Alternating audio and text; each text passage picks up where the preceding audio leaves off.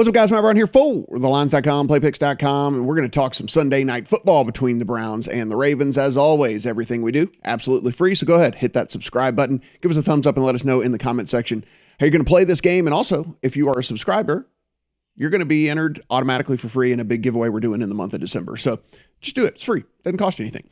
Interesting game here. This is shaping up to be one of the most interesting divisions in all of the NFL because all of these guys are still in it. Every single team still with a winning record, as we see right now, sitting at 3 across the board. Now, this was 3.5 as of Sunday morning, and the hook has disappeared. So people coming in and backing Cleveland here early on Sunday morning. 47 is your total as we sit right now. On the injury front, looks like the Browns are going to get back Kareem Hunt and Jack Conklin off of IR. That obviously is pretty huge. And then Kevin Stefanski said he expects Donovan Peoples-Jones, who's been limited all week, questionable officially on the injury report, as he is going to play as well. Now, Jarvis Landry's been banged up, but he wasn't listed on the injury report. We know Baker Mayfield's all kinds of banged up. He wasn't listed either, but both of those guys kind of play and hurt, but they're going to go as well. On the Baltimore Ravens side of things, even though he's been sick and in and out of the lineup and in and out of practice, Lamar Jackson is going to go for them as well.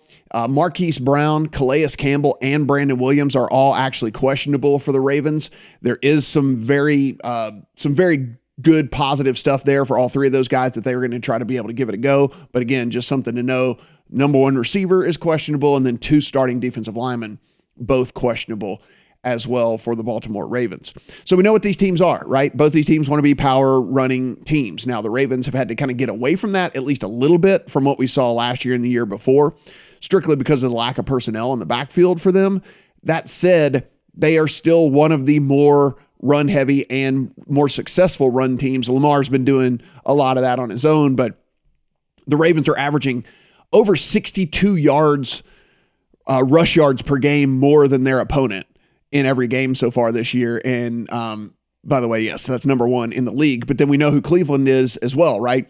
Not necessarily only because Baker is banged up, but listen, I think that they don't think that he's the greatest thing in the whole world. And with that, they've tried to hide him a little bit. And so Cleveland is averaging 55.5 more rushing yards than their opponent in each game on the season. And guess what? That's second in the league. So we have the 2 teams that are basically the best at running the ball and most successful and do it better than their opponents, right? And so you do start to wonder about this total. Is it a little high? But here's the thing. It doesn't really matter if you run with a ton of success, then you can still put up points, And so I think a lot of the time we think like, oh, it's a run heavy team, so it's definitely a lean to the under. And now while I do just for other reasons have a lean to the under in this, strictly because, like I said, Baker's banged up, receiving core banged up for Cleveland. What do we really get from Baltimore's offense now that there's at least a little bit of a blueprint from what Miami did to them as to how to deal with the offense or whatever. So there's at least a lean to the under there from that standpoint, but not necessarily just because these teams are run heavy and like to run the ball a ton.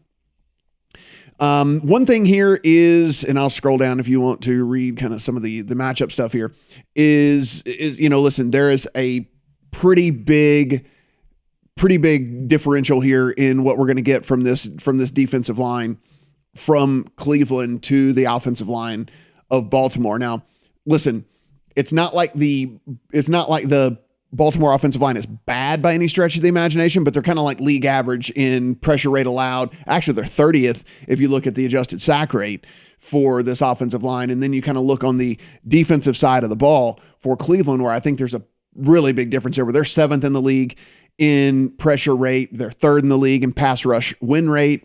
And they don't have to blitz a ton to do that because that defensive line is so incredibly talented, right? And so they only blitz at the 25th highest rate in all the NFL. But they're getting to the quarterbacks a ton here. I think that there's been some stuff shown as to maybe how to kind of limit what this Ravens offense can do. And so I have a pretty strong, at 3, I still have a pretty strong lean to Cleveland. I have a small ticket in my account at the 3.5. So I was able to get the hook. I don't know if it'll show back up or not. I mean, it's certainly something I don't think is going to get to 2.5. So if you do want to back Cleveland in this, I think you can hold out and see if the hook comes back. Because you can see the 3s are shaded, right? At least at a few of the books. And so maybe the 3.5 comes back. I can't imagine it gets to 2.5. So I don't think you need to rush to make that bet right this second. On the prop side of things, do really like one, and that is David Njoku on the over of 17.5 receiving yards, still available at a couple of the books out there. If you look at this, like I said, one, Baker Mayfield's banged up. You got to think that some of the stuff that they're going to try to do with him is keep the ball a little bit closer to the line, hit safety valves, things like that. Then you look and you've got a receiving core that's also kind of banged up. Again, Donovan Peoples-Jones, questionable. Jarvis Landry's been leaving every single game for a few snaps because of injuries, so we have that kind of playing in our favor as well for David Njoku here. Third, there's a game script. Is there a game script where Baltimore gets a big lead and the Browns have to abandon the run and throw way more often? Yeah, I think that is definitely a game script that's a possibility as well. And then even if it doesn't get there, Njoku has hit at least 18 receiving yards in 7 of the 10 games that he's played so far this year. So he's gotten there 70% of the time as it is anyway. One of the times that he missed was 17 flat. So we would have lost this by half a yard with all that. And also, you got to think, Odell's out of town.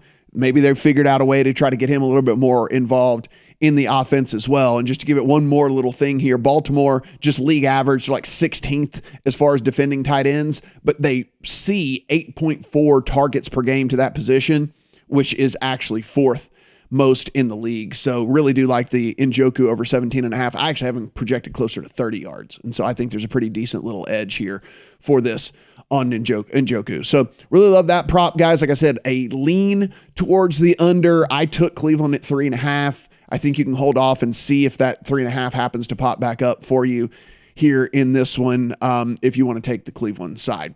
As always, everything absolutely free, and up here in the right-hand corner, Discord. So we're talking NFL, we're talking college basketball, whatever, so be sure and join there. And then also subscribe to the channel. Give us a thumbs up and then let us know in the comments how you're going to play this thing. Everything we do is free, and again, we're doing a giveaway in the month of December. So we certainly want you guys to be automatically entered for that, and all you got to do is be a subscriber here to the YouTube channel. Good luck on all your bets here on Sunday Night Football.